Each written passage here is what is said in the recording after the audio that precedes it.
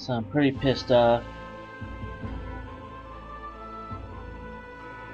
Most of these riddles are impossible to do with the Nintendo Switch because the developers didn't even bother programming it into the game. Bastards. And they didn't even give you, like, there's no official website to tell you how to get these secrets unlocked. You just have to search, you have to basically cheat. It's literally impossible. To be fair, most of this stuff is impossible.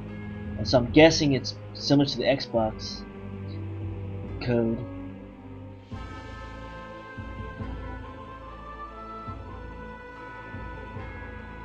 Maybe I'm a stallion. That's so stupid. Oh, that's for more.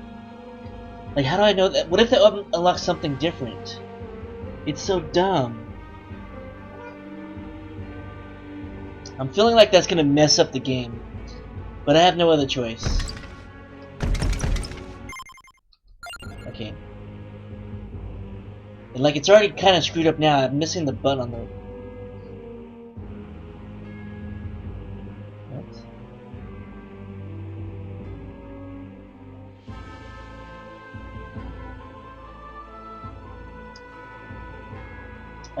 I'm feeling like more Bane in the Forbidden Scrolls of more Bane. It doesn't even make sense. How does that work?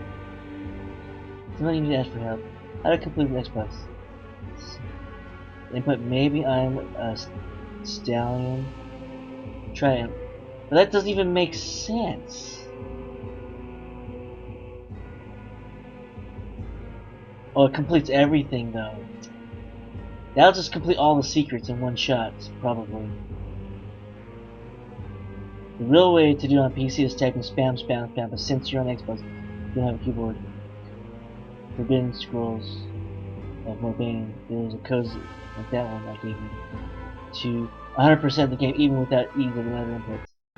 Huh? But isn't that cheating though? That's pretty stupid. That's so dumb. I really don't want to do it because it might ruin my game. I'd rather complete as many as I can without, because like I'm pretty sure I could survive the boss rush with just one weapon. This could like ruin the whole game. MAY BEI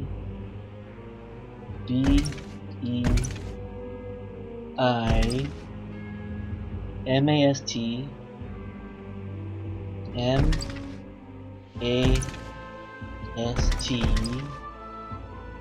ALL. If this ruins my game, I'm gonna be so pissed off.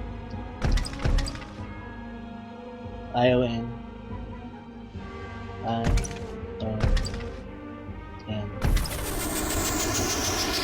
Okay, Smith 4. God. Oh, good, it didn't ruin my game. Jeez.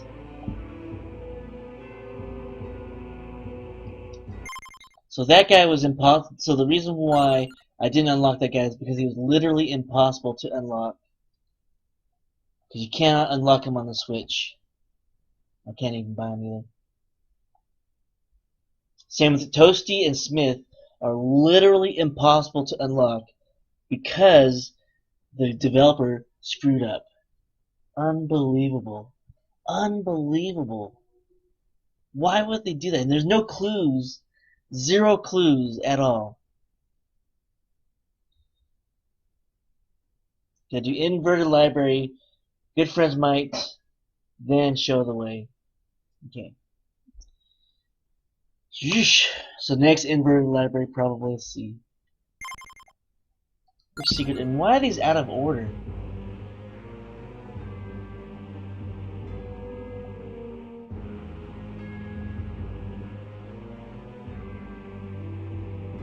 These are out of order.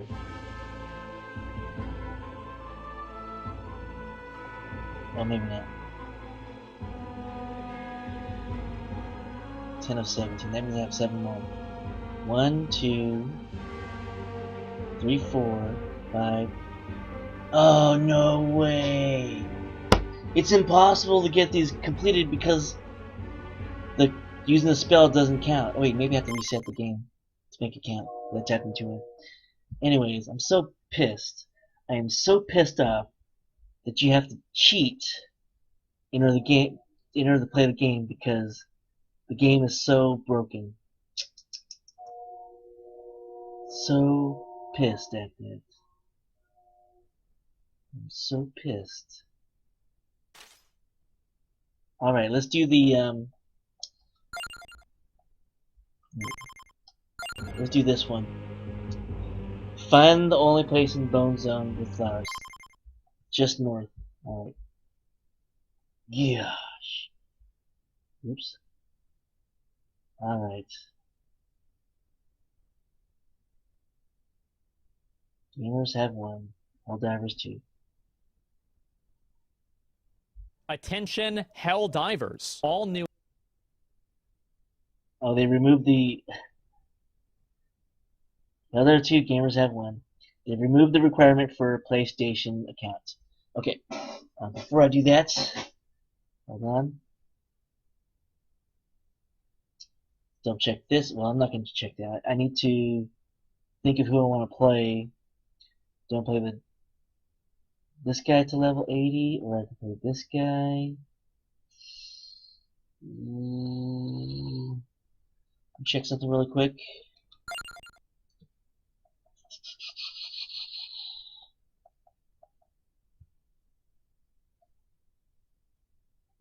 So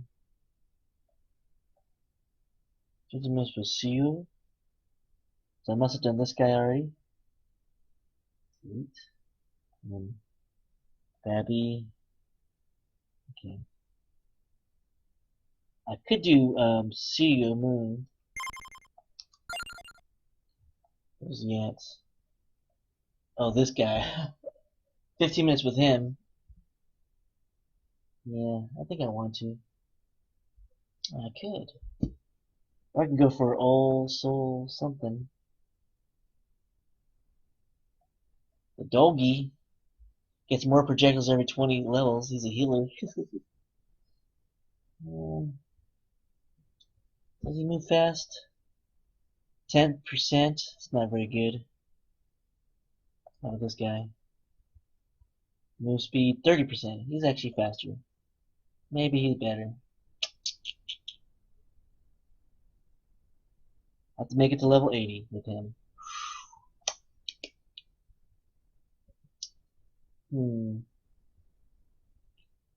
I feel like level 80 would be tough.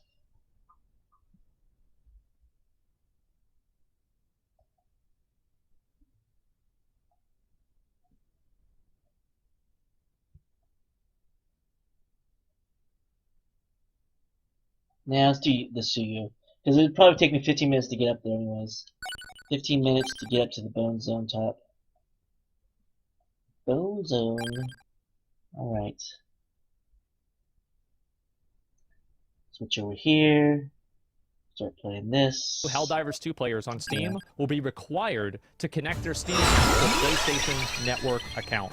Oh my god! It seems like people are just a little bit upset. That's a big dip. That's a mega dip. Helldivers 2 has been pulled from 177 countries. They have effectively undone months worth of goodwill and memes in a matter of days. Ladies and gentlemen, we interrupt this communication for a critical update. PlayStation has finally responded. Helldivers fans, we've heard your feedback on the Helldivers 2 account linking update. The May 6th update, which would have required Steam and PlayStation Network account linking for new players and for current players beginning May 30th, will not be moving forward. We're still learning what is best for PC players, and your feedback has been invaluable. Thanks again for your continued support of Helldivers 2, and we'll keep you updated on future plans. Winners!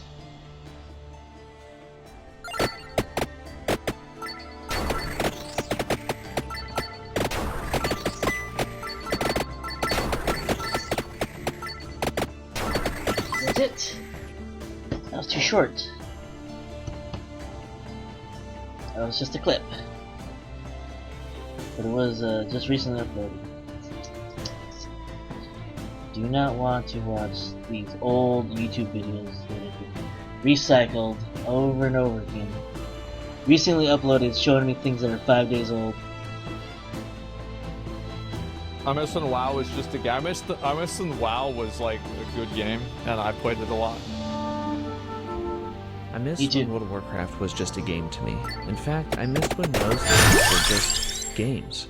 I was reminded of this last night while playing Quest 64, an old Nintendo 64. There's barely any direction, there's no objectives, and there's a ton of rooms and corridors and hallways that just lead nowhere. It annoyed me at first. I would say stuff like, why would the developers put that there if it has no purpose? Or I'd say something like, that's bad game design. But then I did some reflection. There was a day before good game design, when games weren't designed to keep you engaged, or keep your dopamine levels high, or give you constant breadcrumb rewards. This isn't true. For example, Mortal Kombat 2 was explicitly designed for the characters to effectively aimbot you in the arcades because it would result in the higher amount of money, and the dopamine reward structure was like being min-maxed even then. So this is not true. Anyway.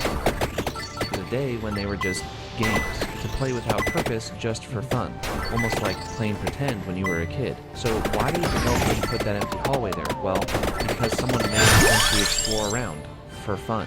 Yeah. How about that? Playing a game for the fun of it. I used to feel the same way about World of Warcraft. This is a very good point he's bringing up. Even though the arcade point isn't very good, his overall perspective is, and I completely agree with him.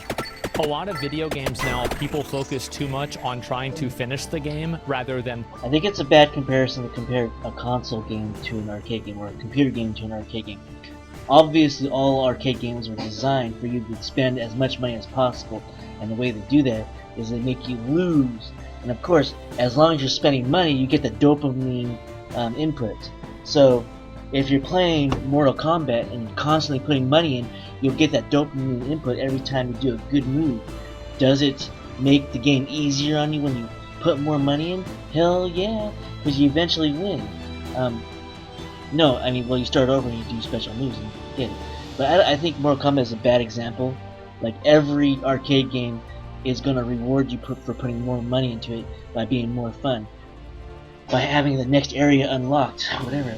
So, and that's a very bad example too. It's kind of like comparing a competitive console game. It's not the same thing. You need to compare a role-playing game to a role-playing game. For example, something like Gauntlet. Okay, so if you play Gauntlet and you die, you always die within like the first 8 levels, and it sucks. But if you put a lot of money in, get that dopamine hit when you make it to the next level, and you start seeing new stuff, and you get to the dragon, you get to the hunter's level, the treasure level, the dopamine hit for when you do. So like when you compare RPG to RPG, it's a good comparison. But there are also games that are designed to be hard. Console games that are designed to be hard, and they are trash.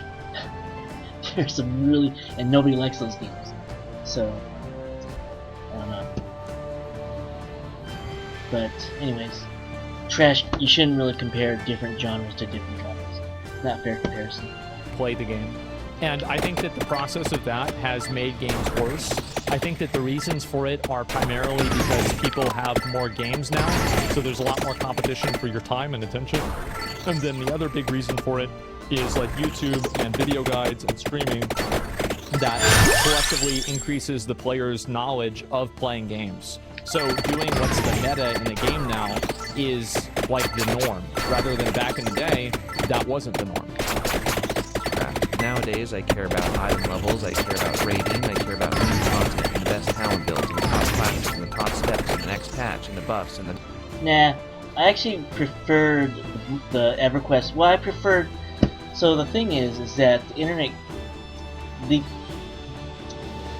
was better before the internet was overly widespread. Before the guides, before Wiki. Because back in the days, they didn't have a Wiki, so you could just cheat and get all the answers right away. It was better when you couldn't cheat. It was better when the map came with the game. A cloth map. You opened up the box and you pulled out a cloth map Those were the good days. And you can look at the map and it's like, wow, it's a giant world. And when you explore those places, it was so much fun. That was the most fun I ever had, was looking at the map and saying, I want to go here. And then you travel, and you see it in the game. It was like you actually explored a new place that nobody's ever seen. That was really good. Now you don't got that dopamine hit anymore. Now it's all been solved before you even started the game. Somebody had a beta or an alpha release of the game, and they've already solved everything. They've made the whole map and the whole game, and it's dumb. I don't want to. It's like you are treading on, like, it's like you're doing what somebody else is telling you to do. It's just like nothing's earned anymore. It's just boring, and that's why. That's what it was good back then. Not anymore. You don't get the adventure anymore. You don't get to go around the corner and you don't know what to expect. That's all gone. There's no excitement. That excitement of the unknown is completely gone. Now, you're going into a dungeon, everybody has to read a freaking 100-page guide or watch a 30-minute video of watching someone else beat the boss before you even get to see the dungeon for the first time. You have to review everything before you get there. It's just dumb. There's no sense of exploring. There's no sense of achievement. You're just doing it like a job. People tell you what to do, and you're doing what you're being told. Boring. That's why I quit. I loved it when they had UI Online, Ultima Online. I loved it when they had Asheron's Call. When you got to explore things that nobody has ever seen before. Nobody has ever made a guide. It was so much fun. I would make my own maps or everything. It was awesome when I could make my own maps, my own personal maps. And you know, the only way they can fix this is to make every map unique, so that nobody can spoil the game anymore. That's the only way it could be fun. That's why randomized maps like Diablo are fun, because it can't be spoiled. That's why some games that have randomized maps are given a little plus, because they cannot be spoiled. They're fun. And I would like those maps to be like, if they're randomized first and then they stayed that way forever, that might make it fun. That might make the game more fun, because everybody has their own unique map, a little bit different from everybody else's, and they can't just cheat. If they can make it so you can't just cheat, that'd be the best game ever. But too bad, everybody's cheating. It ruins every game. Just like this game. Just like Vampire Survivors. I was trying to play this game without cheating, without looking at things, but the developer designed this game where you have no choice but to Google the answers. And then I figured out that the thing that I was doing, the uppercut thing and the other one, they're literally impossible on the Nintendo Switch. You know how freaking that just ruined the game for me, that I spent 2 hours trying to figure out how to uppercut Reaper, and then I looked it up and I realized it's impossible to do on the Nintendo Switch. Why would they design the game like that? Why? They need to patch this game for the Nintendo Switch version and make it so that they change the clue. Instead of the clue saying uppercut, just type in the passcode, because that's the only way to do it. They need to change it, because otherwise people like me are going to find that out and they're going to hate this game because of that. They're going to hate the developer. No, well, nobody's ever stupid. There's no point in complaining, because they'll never pay for another game from them ever again. Even if they say they fixed it. I've lost my trust in that. It's ridiculous. I mean, it's good enough to play a lot of hours. It's fun because it's kind of casual and easy. But now that I know that I have to cheat to solve things, that it's by design to cheat, it kind of ruins all the fun. Like, somebody that's cheated every single thing here gets the same accomplishment that I did, but I did it the hard way. And the only reason why mine has any meaning is because I recorded it. So I can say, look, I did everything. I spent all those hours to do it. But someone else is going to get the exact same achievement, and he just typed in the code. He just cheated. He typed in cheat code. Get it all. It's just pathetic. It's one of the other reasons why I like Minecraft and I hated Minecraft. I like Minecraft because you get all the achievements the hard way, but then when I realized everybody can cheat on Nintendo Switch, I instantly stopped playing the game. It's no longer fun. It means more when you can play the game in survival mode without the choice of cheating. The moment you give them the choice of cheating, or you realize that, then you know that everybody's cheating. There's no point in playing a game where everything's cheating. Everything is just, once you cheat, 5 minutes in you got everything, and then the rest of the game is just dead. 5 minutes you unlock everything, and then you can just throw the game in the trash can, and you've already unlocked everything. It's stupid.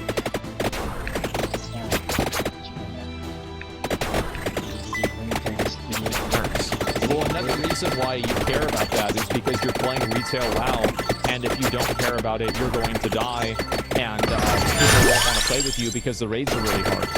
So a lot of older games, like you have some games that were really hard, but a lot of older games are actually pretty easy. And the reason why they're pretty easy is that they don't need to be min-maxed. Blizzard seems to have adapted to this style of thinking, making every new zone and raid high octane and high priority in the storyline. There's no time anymore to just relax and play, but it wasn't always like this. When I first started playing World of Warcraft in 2006, I was a dwarf warrior and I had no clue what I was doing. But I didn't know. I think this is also a bad argument. The reason why I think this is a bad argument is because if you look at the way the classic WoW in 2019 was approached, and also if you look at the way the Season of Discovery was approached, both of those different games were approached completely from the perspective of min-maxing. So if you look at your experience playing the game in like 2006, that's not going to be accurate whenever you're judging it versus a game's quality nowadays. I think this is a completely community and player-based driven issue, and obviously game design does make it easier to do, but at the end of the day, you can never step in the same river twice, and I think that's really what happened here, more than anything. That's not his point. What that is completely different. Let me listen. But it wasn't always like this. When I first started playing World of Warcraft in 2006, I was a dwarf warrior and I had no clue. Yeah, this is just like all I'm saying is like this is like another nostalgia thing. Where it's like, yeah, of course that's the way you're gonna feel because you were a kid then and the world was totally different. Like, of course. I was doing, but I didn't know one thing. I loved being engrossed in the world. I would go into every building in Ironforge just to look around and think how cool it might be to just hang out here with friends and talk. Not questing, not leveling, not clearing, just hanging out in a cool, secluded place in Ironforge talking about life. Same thing for this room, building an Orgrimmar. I remember that. I was out there every day in the Highlands and I was fucking grinding. I was grinding every day, bro. I was getting down to 20% health, having to eat after every single cat that I killed. And I was out there leveling the entire time. You know what that came to? I got 60 in vanilla, and I got my epic mount, and most of my friends never even hit 60. So yeah, I was always a fucking no-lifer, and like a min-maxer, even back then. It was just harder to do, so you didn't have enough resources for it. I did that. I was the first level I 62. barely made it to level 20 on that first character, but I probably explored most of the entire world map. I still remember how I felt when I accidentally But it was more fun in the game. I loved it. I need to pay attention to this because I'm trying to get the. This guy's trying to kill me at the same time. I'm trying to get this thing. Running through everything. There we go. We got it. Okay, so I finished that achievement. You guys well witnessed it. I did it right. Now, I'm going to try to survive for 15 minutes before I quit, because I need to get that the quest done. Okay? Enjoy the video for another 9 minutes. By I had so much fun. Mountains, It was all worth it. fire and brimstone. Seeing the blackened, smoky sky and the lava flowing from the mountains was amazing. And seeing the creatures and dragons that roamed the land made me excited to eventually come back and quest them, which I never did. But I do still remember that feeling, the wonder and the awe at every moment and every turn. And now I'm so familiar question, is this just a nostalgia thing? I don't think so, as Classic WoW and Season Discovery in particular still have their moments of invoking wonderfully more so than modern WoW.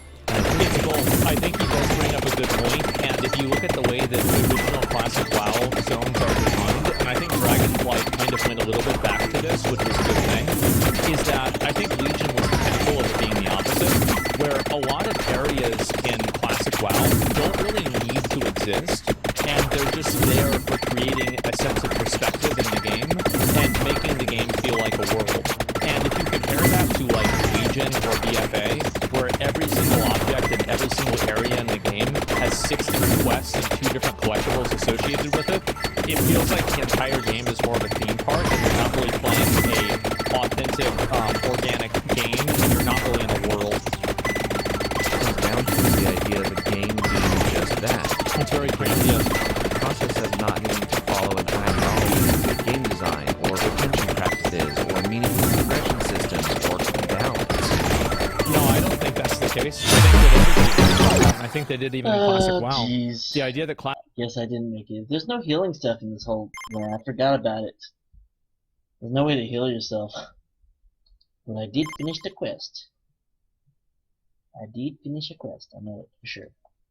Who's gonna count it? 13, yep. Here. We have 13 secrets.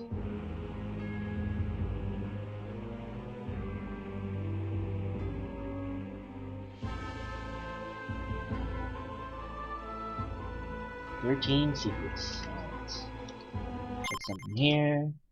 142, 145. Whoa. 145, getting crazy there. We got 159. And we got 13 out of 17. Nice. Survive the boss rush with just one weapon. That sounds impossible. What one weapon would I use? With just one weapon.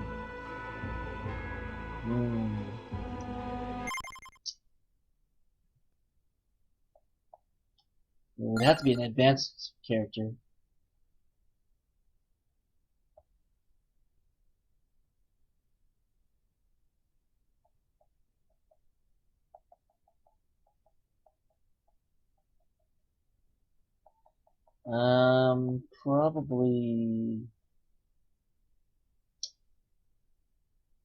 Probably this dagger guy would be best, I think.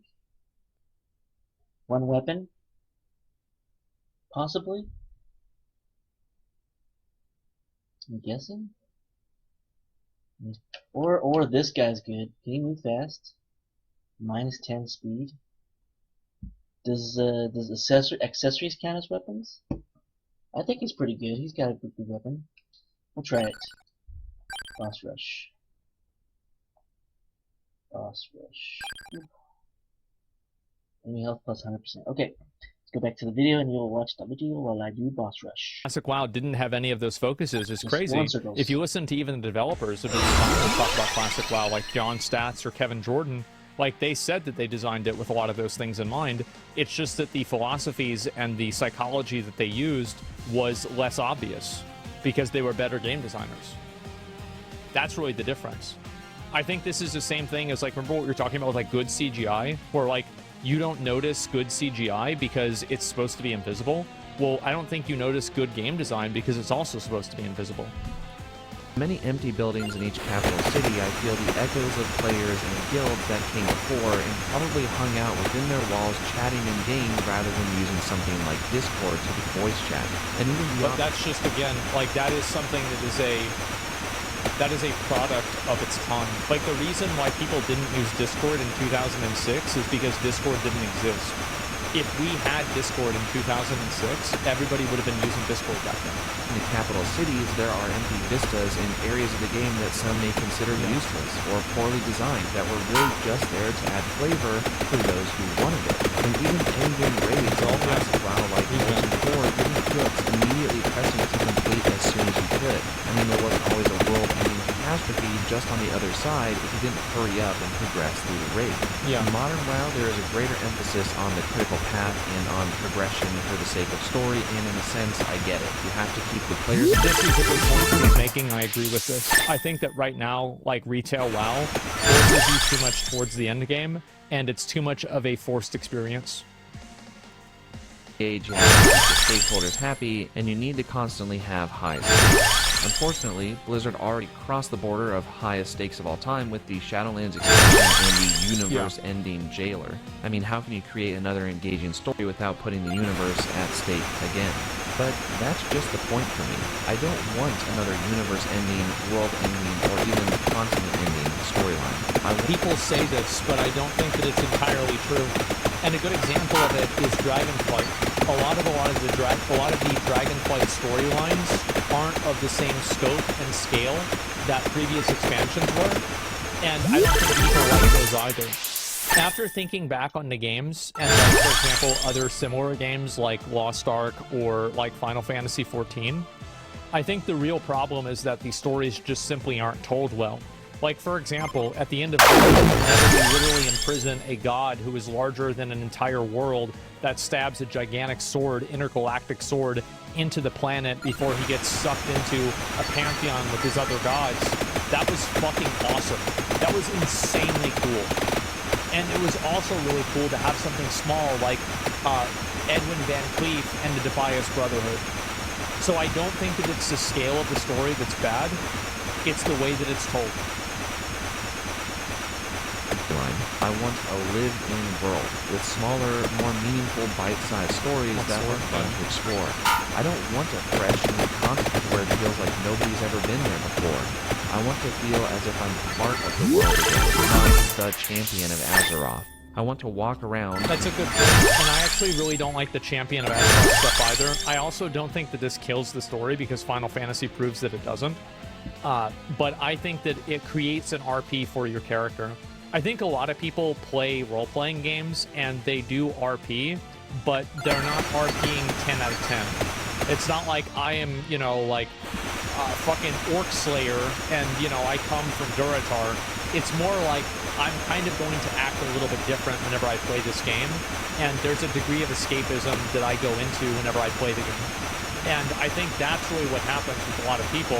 And I think that every time that the game defines your character's actions and tells you what your character is, it directly contradicts what a person's own headcanon is for their own design and for their own character. Or the corners of each zone building. Like, for example, you can't just be a, what do you call it? You can't just be a vagrant whenever every single NPC refers to you as champion. You see what I'm saying? Of Azeroth. I want to walk around and explore the corners of each zone and building, not for a reward or a secret, but for the fun of it. But the gaming landscape has changed. We don't need to talk using in-game chat anymore. True. Discord has a great interface, a bunch of communities, and it's easier than ever to voice chat with your friends. Back in the day, having a TeamSpeak or event server was a big deal, and having good internet... And there's another component to this too, is that one of the reasons why people use secondary chat services is because they don't want to get banned. Like, if I say fuck or something like that or shit, in Warcraft, I can get banned in the game for that. Well, why would I want to use that chat service? Like, think about it from like just a simple service perspective. Why would I want to use a service that if I say something like this, I get banned? No shit? Well, like, what I'm saying is that logically, then, wouldn't you want to use another service that you don't risk your account to use? Of course you would. Any logical person would. At the same time as playing World of Warcraft was an even bigger deal. Stereotypically nowadays, gamers are painted as these nitro-fueled, energy-drink-chugging, RGB lighting, and raw adult children. And to pander to that stereotype, you need flashy games that pack a punch and better pack one quick before your captive audience chooses one of a million other games promising the same thing. But there's another catch. They're all promising the same thing. How awesome would it be to finally have a World of Warcraft expansion or experience with a slower pace, a chiller vibe, and some good old fun exploration? And no, I'm not talking about the cozy game genre, which, side note, it's probably growing fast because more people are wanting that type of vibe, but I don't want WoW to be a farming sim or an idle game. I would want the upcoming WoW expansions to feel like classic WoW and Season Discovery in their pacing. Slowed down, less high stakes, less flashy lights, less progression systems, with more corners to explore, whether they're empty or not. I think that they did that with Dragonflight. Am I crazy to think that that was kind of what the goal was with Dragonflight? From like a story perspective, Dragonflight wasn't really compelling to me at all. Like, I'm gonna be honest, it really wasn't. It was kind of boring. But I don't think that it wasn't... It's not because of the scale of the story, it's about the way the story's told. And like the characters, I didn't give a shit about the characters. This was lame. I don't have a proposed solution, and I'm not saying by any means I hate World of Warcraft now, or that I'm quitting retail. No, none of it. I just wanted to throw my hat and my feelings into the ring, and I'm sure some of you out there would feel the same. I still like to just sit on the cliff and look out on Moldor. I still like to hear the music of Elven Forest and Stormwind as I'm strolling through. And sometimes, even as a heroic raider in Dragonflight, I still like to RP lots. And I hope I'm not alone in saying that Mr. Games were games, and we will play just for fun. Thanks for watching, and take care. Yep, me too. So I miss when games we didn't have so many cheaters. He brings up a lot of good points, but I think that a lot of the other points that he's talking about are things that are self-imposed and self-created. So, for example, I miss whenever games were games. There's nothing that's stopping you from going to an RP server and joining an RP guild that struggles on normal mode. You don't want to do that because those people are bad at the game and they're going to waste your time. So really it's about playing with people that you have the same goals as and that have the same way of looking at things. So, for example, I've talked about this a lot with Dragon's Dogma 1, where I only really began to truly enjoy the game whenever I was no longer trying to finish the game as fast as possible for like stream content, and I could just sit back and take in the story and go explore different areas. Now, keep in mind also that was an old game, but I felt the same way in a lot of ways with Dragon's Dogma 2 as well. I think that a lot of people play games in order to finish games because that's the way that games are provided now. There's like a billion games coming out all the time, and so you want to finish this game so you can get on to the next game. And I do think that's a bad mentality, and that's something that he's definitely right about. Another thing that I think he's right about is, especially with Retail WoW, the difficulty level of Retail WoW in a lot of cases necessitates min-maxing. So if you had somebody who was underperforming a little bit in Molten Core, it didn't really matter that much because the raid was really easy and you had 40 people. So you could have 5 people that didn't even have their monitor turned on. It didn't matter because it was an easy raid and there weren't really that many points of failure other than like the Baron getting bomb or a couple of other things. But whenever you actually have... they need to have more, how's it called? Individual checks, where the individual can fail and it doesn't kill the entire group. Because now you have those dumbos that can carry. They even have people that are so bad at the game they pay other people to carry them through the game. So that's why. That's why I'm saying people cheat. People cheat because they paid Asmongold to run them through a dungeon so they get their loot. They're so terrible at the game. But, you know, I digress. A very challenging raid that requires people to play at a high level, that's whenever you see min-maxing happen even more. Like, if you go back and you look at a lot of the first kills for bosses, as bosses got harder, you started seeing more class stacking. Like, for example, Spine of Deathwing, the first kill. Or, I mean, Nefarian was like a bug in, like, a Cataclysm.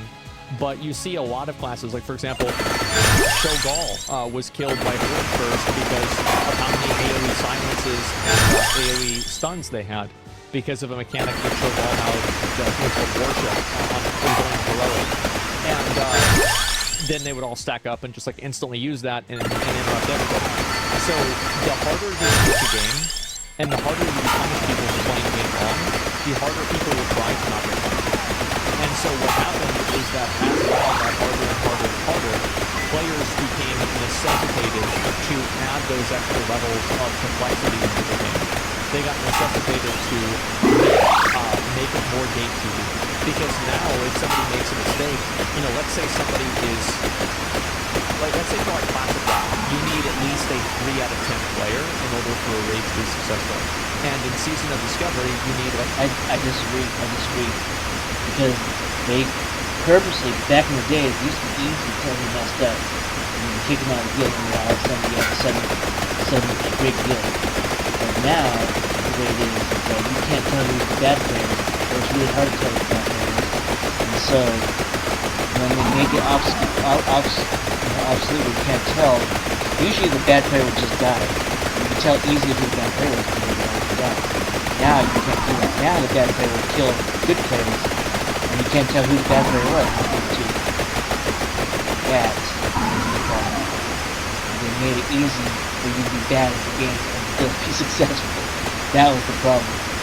Say a 4 or a 5 out of player in order for a raid to be successful. Well, if you're doing a heroic raid in Dragon Point, you probably need a 6 or a 7. Well, there's a lot less 6s and 7s. So it's harder to get up to that level, and it's harder to be able to beat the game that way. Especially whenever you have smaller raid sizes, because smaller raid sizes make it to where each individual player's contribution matters more. It's just logical, right? You have 40 people, each person, or like let's say you have 20 people, it's a lot easier. So each person is, what's that? 5% of the, is 5% of the total raid's contribution. But whenever you have 5 people, each person is 20% of the contribution. So whenever you have a 40-man raid, they're 2.5%. So if this guy fucks off or doesn't do anything right, well, it doesn't really matter because you can have somebody else make up for it. I feel like every healer can always go to battle res and salvage fights. There's a lot of little min-max things that should happen in WoW, but I don't know if that's going to happen. I think meta chasing and career pursuing gaming, build gaming, and that's it. But I don't think that's true because you're only talking about it to other people that are on these social media websites that hyperanalyze and talk about video games on them.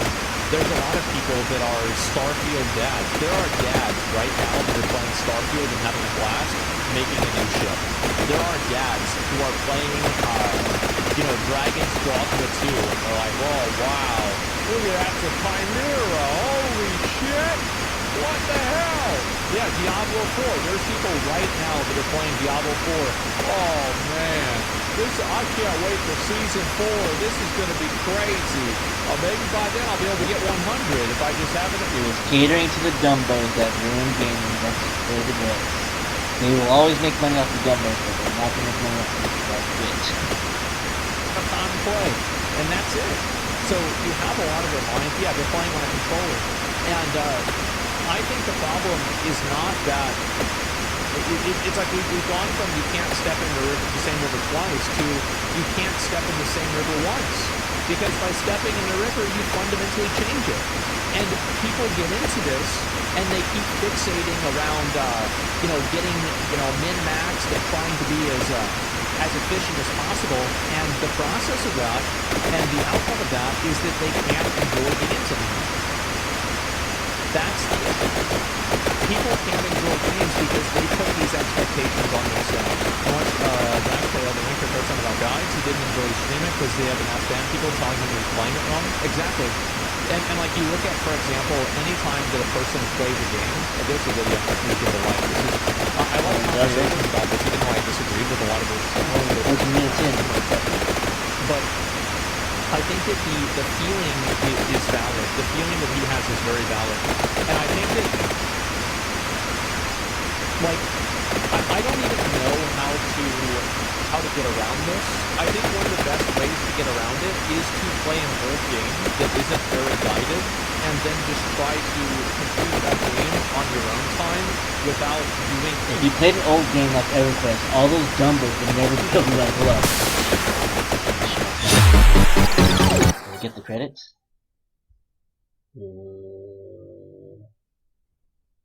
It, I guess.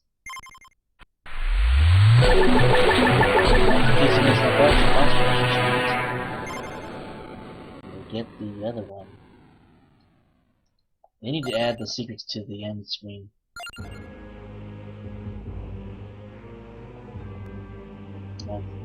Yeah, 14. Right there. Survive the boss rush with just one weapon. Success! Boom boom. Yeah. Alright. See you guys in the next video. That was a 44-minute video? Jeez. See you guys in the next one.